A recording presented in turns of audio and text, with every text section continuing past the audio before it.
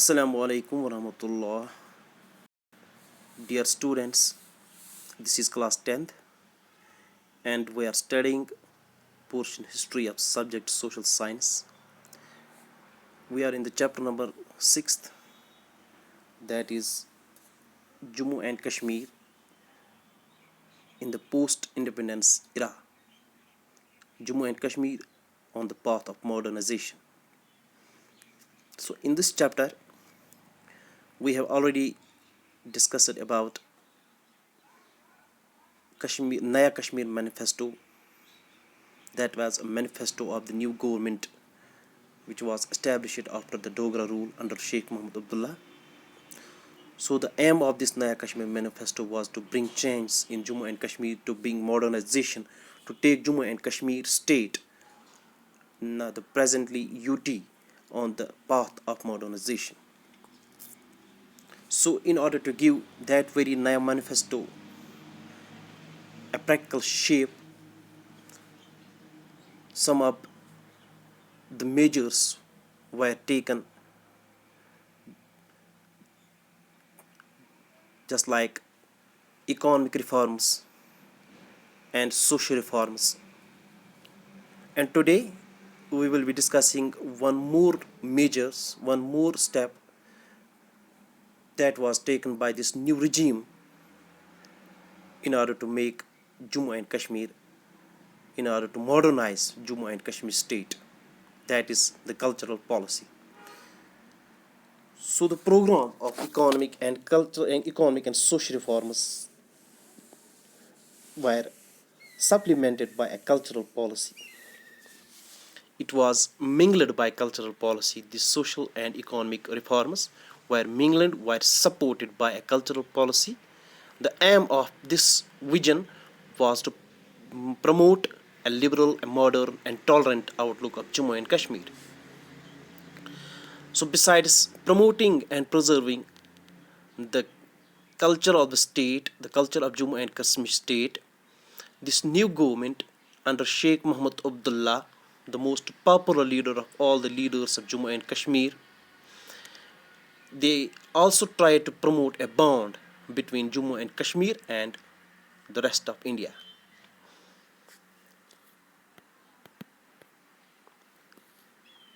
The rest process started under Sheikh Mohammed Abdullah. It was further expanded under Bakshi rule, who was able to materialize the cultural aims of Naya Kashmir. So the process to bring Jammu and Kashmir state on the path of modernization was started by Sheikh Mohammed Abdullah, but it was during the reign of Bakshi Ghulam Muhammad, during the rule of Bakshi Ghulam Muhammad, that we saw the further expansion of this manifesto, that Bakshi Ghulam Muhammad was able to materialize the cultural aim of Naya Kashmir. The Bakshi regime is distinguished for promoting entertainment industry under state patronage. The most important work done by Bakshi regime is considered to be the promotion of entertainment industry of Jammu and Kashmir under state patronage. So in order to understand what kind of measures were taken by this new government, what kind of measures were taken by the people who were linked with these cultural fronts, with these cultural aim of Jammu and Kashmir, we have to understand the cultural front first of all. As far as this cultural front is concerned, it's an organization, the aim of which is to contribute to the development of a syncretic cultural ethos. Syncretic cultural ethos, it means to unite or to put together the different systems of cultural differences in a system, in a society. So there were many writers affiliated to this cultural front, to this organization, who traveled throughout the region, who worked hard to link Jammu and Kashmir culture to the culture of India. They traveled throughout the region, and they also tried to hold different dramas, theater programs, and they also do some other activities on theme pertaining to social change, proletariat life, status of woman, and Hindu-Muslim unity in villages and in small towns. Let me tell you about proletariat life. Proletariat life is about the life of those people who are most important persons of a society, who are a most hard-working class of a society, in order to bring some social changes and also the changes in this proletariat life, change in the states of women, bring the unity between Hindus and Muslims in villages and in small towns. These writers affiliated with this cultural front, they hold some dramas, theatre programs, and other activities. Later on, what happened, my dear students? In 1949, this cultural front was renamed as Cultural Congress. Now it was called as Cultural Congress after 1949. And with the result, this Cultural Congress, in order to fulfill the aim of this cultural front, of this Cultural Congress, it began to publish its literary journal, that is Kangposh. Literary journal, Roznama or Risala. Kangposh. So what was Kangposh? It was a literary journal that was published by Cultural Congress in order to promote the culture of Jammu and Kashmir. Some of the important writers affiliated to this cultural front, affiliated to this Cultural Congress, were Dinanath Nadim, Rahman Rahi, Dinubai Pant, Somnath Zadshi, Professor Ramnath Shastri, and Amin Kamil. Dinanath Nadim. So who was Dinanath Nadim? Dinanath Nadim is considered to be a prominent progressive Kashmiri poet of 20th century who introduced the trends of staging operas in Kashmiri language. Dinanath Nadim was a prominent figure in the 20th century, was a most famous poet who staged many operas. Operas, these are some of the stories which are through the music, which are being which are being told to the public through music, is called as operas.